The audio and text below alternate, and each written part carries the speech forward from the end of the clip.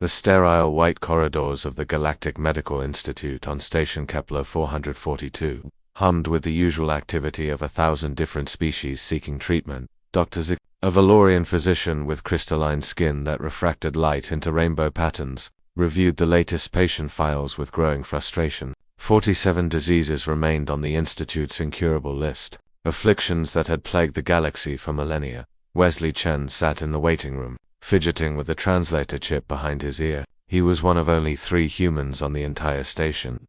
Having arrived 6 months ago as part of Earth's newly established diplomatic corps, the young engineer had come in for what he thought was a routine checkup. But the Valorian receptionist had insisted on additional screening. "Mr. Chen," a gentle voice called out. Sarah Morrison, the station's human medical liaison, approached with a warm smile. She was the reason Wesley felt comfortable enough to visit the alien hospital in the first place. "Sorry for the wait.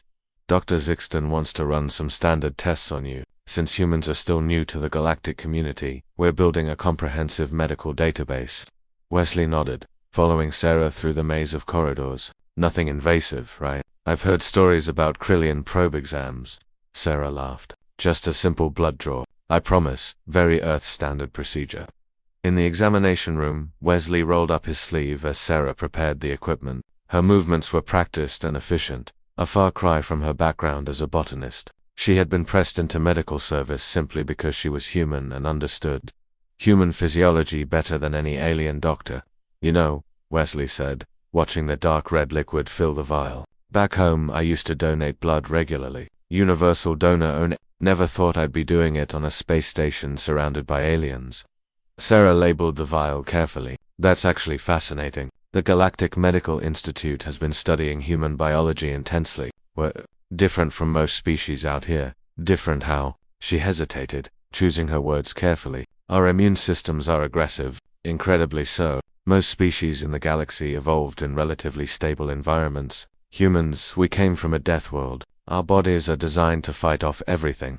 Wesley left an hour later, thinking nothing more of the appointment. But in the laboratory, deep within the medical institute, something extraordinary was unfolding. Dr. Zixton stood frozen before the analysis screen, her crystalline form flickering with agitation. The human blood sample had been introduced to 47 different pathogen cultures as part of standard xenobiological protocol. The expectation was that perhaps 2 or 3 might show some reaction. Instead, every single culture was being systematically destroyed. "Impossible," she whispered, running the test again and again. Each time the results were the same: the Xanthian rot, a disease that had killed billions across 3 systems, dissolved within minutes of contact with human antibodies. The crystalline plague that turned Valorian skin opaque and lifeless retreated as if fleeing. The neural cascade that had devastated the telepathic Mindari species for generations simply stopped propagating. Dr. Zixton's hands trembled as she reached for the communication panel. Within hours, the station's entire medical board had assembled in the laboratory, watching in stunned silence as demonstration after demonstration proved the impossible. Human blood contained something that could cure diseases the galaxy had long ago accepted as death sentences.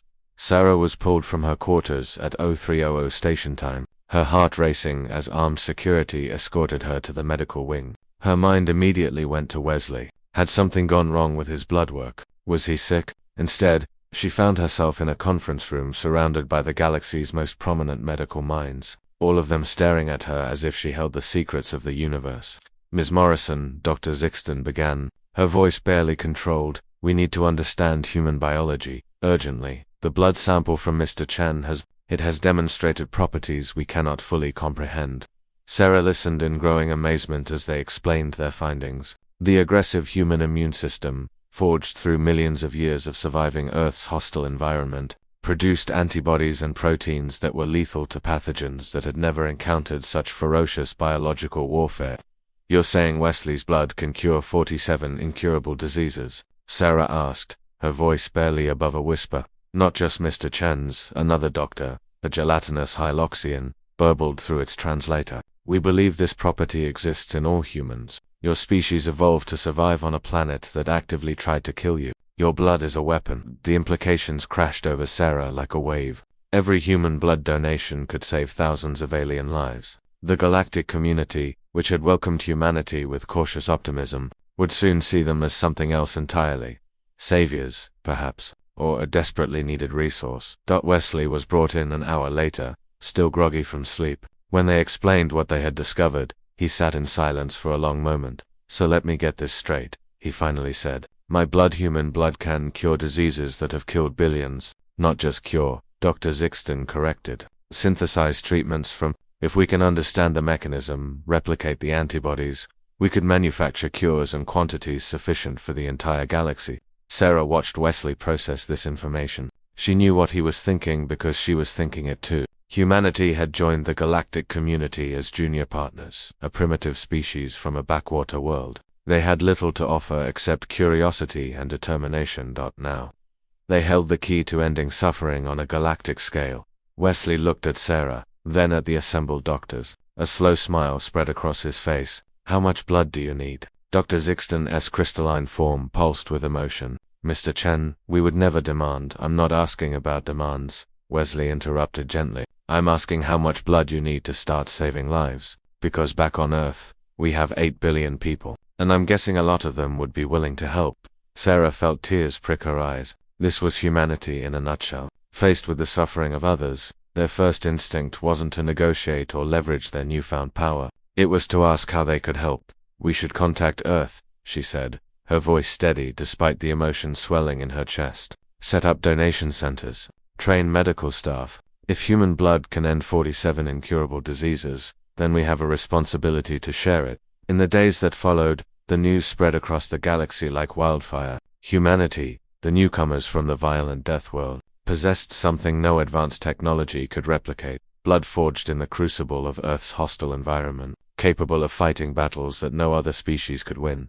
And true to form, humanity's answer to the galaxy's suffering was simple, immediate, and profoundly human. They gave, freely and without hesitation, because that's what humans did. They gave blood, and in doing so, they gave hope to billions. The end.